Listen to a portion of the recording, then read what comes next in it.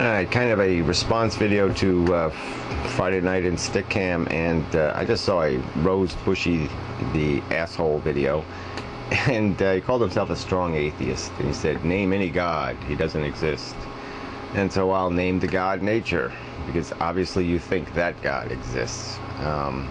You're all about defending the system, the structure, the biosphere, the very idea of life, the very idea of consciousness, the whole game.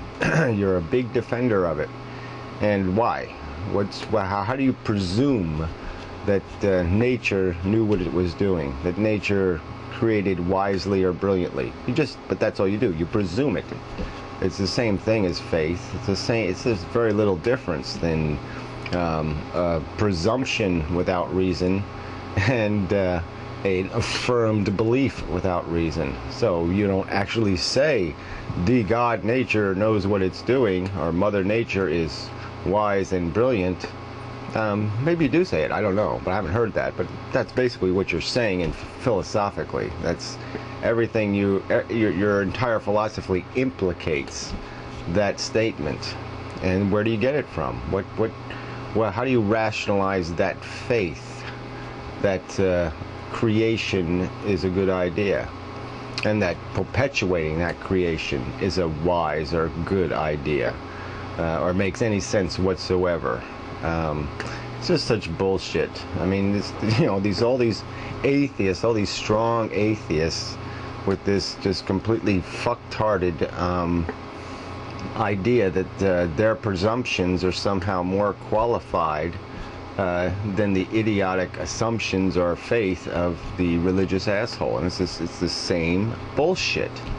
I mean, faith in a book or faith in a dumb physical force doesn't seem to me to be hugely or profoundly different. So anyway, so in Stickcam, it kind of ran into the same thing, is that these people have just... There was two main characters I just had conversation with. Zach was actually in Stickcam, which was kind of neat. ZZZ3333. And it was a good conversation. I mean, I really, like I said, I tend to like Zach as a person.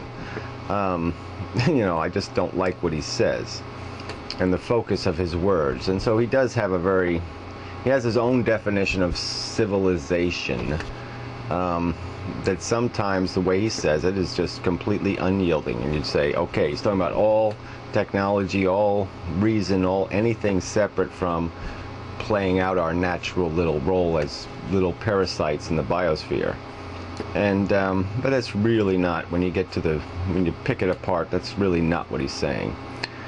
He just likes to use that word to define what something is, and it really isn't.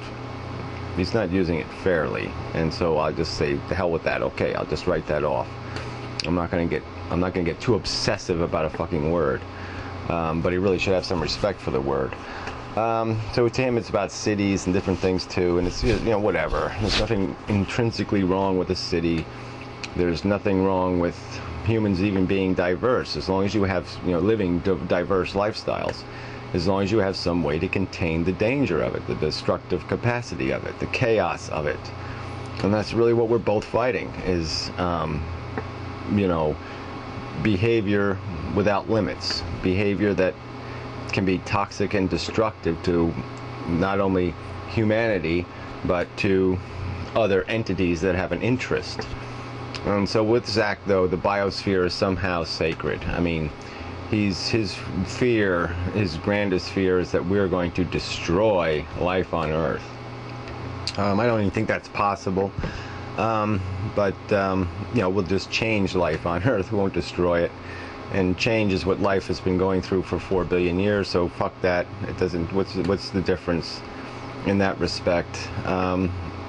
So yeah, but so it's just this pretense. I mean, it's not even a pretense. He has a real faith that the biosphere makes sense. He doesn't perceive it as a bunch of parasitical organisms selfishly scratching and eking out an existence, using the other organisms as they must. He sees it as something more graceful and sensical, which, yeah, I don't have that faith. I don't have that delusion. So anyway, and then the other half of their argument was about, Remy was in the room, and, we get along most of the time, but then he just says something, and he probably just does it on purpose. But, it ends up, we're talking about economics. That's usually where it ends up. And so he just starts with the Marxist thing, and then it's all of a sudden Lenin and Stalin, and it's just the same rhetoric. I mean, you can't talk anti-capitalist without being a communist, and that's just the way it works. You can't have a conversation with these people. You don't believe in their God, there's no conversation to have. Their God is capitalism. Their God is, let's create a competition. Sorry, interruption. Gotta go do some work. Fuck. Anyway, it really is about, for Remy, it's this word rights, and we hear that word a lot from people, freedom and rights. And so I argue back that the more important words are responsibilities and fairness. I mean, we should just say the responsibility to fairness. And that's really what it's all about. We can do the nature thing better. We can do the economic thing better. We can do the organization thing better, the engineering thing better than crude forces. We can do better than survival by some arbitrary definition of fitness. No, we can do survival by an intelligent definition of fitness, a definition that has incorporated into it concepts like fairness. We're capable of understanding them. Crude forces aren't. Crude economic systems aren't. That's why they need to be regulated. That's why they need to constrain the negative impulses that own them, and in our circumstance certainly own them. We've allowed liars and cheaters and thieves to just take over the system. We created idiotic concepts like, yes, let's have a race for life, but we'll put some of the horses all the way across the finish line. It's an idiotic game. We'll have a baseball game. We'll let somebody use a nuclear bat. I mean, it just doesn't make any sense. It's laughable. It doesn't even try to incorporate things like fairness and rationality into the system. I'm not saying you have to have contempt for nature. I'm not saying you have to have contempt for the idea of human competition and the idea that competition will bring out the best in us.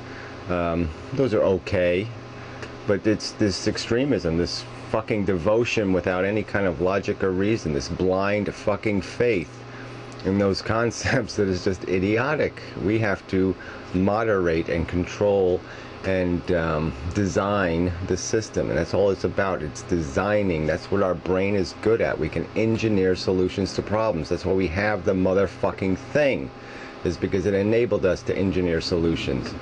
And now all of a sudden we said, no, we can't do that. That's not right. No, we can only engineer solutions as individuals. And so individual solutions are always going to be, well, that guy's got stuff, I'm going to take it. And I'll just use whatever means I have to take it.